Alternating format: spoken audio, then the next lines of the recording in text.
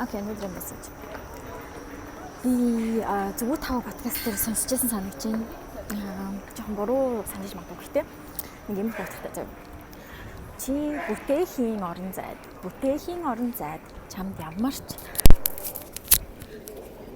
зүйл хэлэх, тэрийг шүүмжлэх эрх байхгүй. Гэдгийг юу гэж байгаа вэ гэхээр хэрвээ хэн нэгэн ямар нэг зүйл бүтээгдсэн бол тэр нь юу ч хийж болно, том жижиг хамаагүй. Ямар нэг зүйл гараа хөдөлгөөд хийцэн л байх юм бол чамд тэрийг шүүмжлэх, шүүх ямар ч эрх байхгүй. Shut up. Okay? Яагаад тэр хүн биш дээ.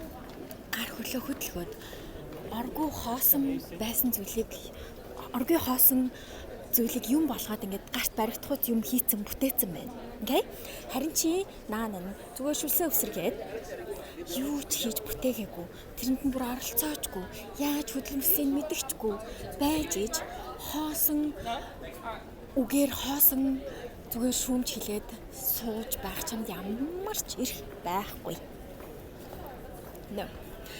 Тэр хүний бүтээсэн юм чам таалагдна уу, таалагдахгүй байна уу? Чи тэрийг нь засчмаар санагдаа, нэмчмээр санагдаад айтаахан илүү хий чинь. Би баг байсан бол чамаас илүү хийн тэрийг тэгж бодож байгаа бол just do it, okay? Зүгээр хий. Сайжруулаад хийгээд би чиний хийсэн юмыг сайжруулчлаа.